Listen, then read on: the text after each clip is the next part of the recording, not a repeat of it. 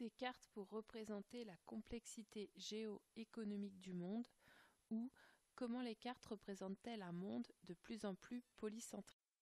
Cette carte représente l'IDH, Indice de développement humain. Cet indicateur prend en compte 3 critères: l'espérance de vie à la naissance, le taux d'alphabétisation des adultes, le revenu brut par habitant. Cette carte représente le produit intérieur brut par anamorphose, c'est-à-dire que la surface de chaque État est proportionnelle à l'ensemble des richesses produites par les entreprises sur le territoire national. En croisant les deux cartes précédentes, on constate que le simple contraste nord-sud est périmé. Il faut plutôt parler de nord au pluriel et de sud également au pluriel. Les pays du nord forment une première typologie.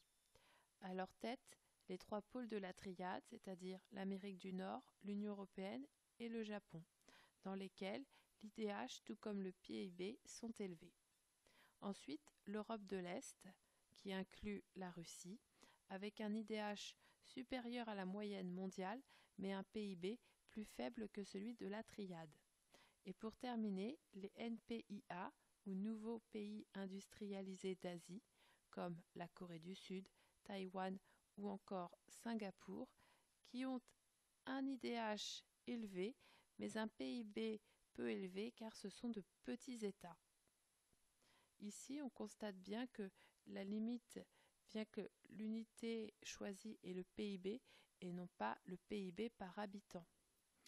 Si le PIB par habitant avait été pris en compte, la comparaison entre États aurait été plus facile. Maintenant, la typologie issue des pays du Sud. Au sommet, nous avons les pays pétroliers à haut revenu, avec un PIB élevé et un IDH moyen.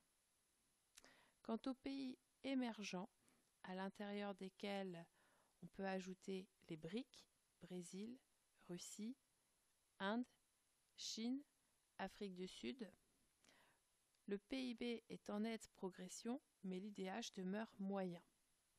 Les pays intermédiaires, quant à eux, ont à la fois un IDH et un PIB moyen. On peut donner l'exemple de l'Algérie. Et pour terminer, les PMA, les pays les moins avancés, qui se trouvent essentiellement en Afrique subsaharienne, pour mettre en évidence la grille de lecture centre-périphérie. En effet, le centre est ici composé des 3 pôles de la triade.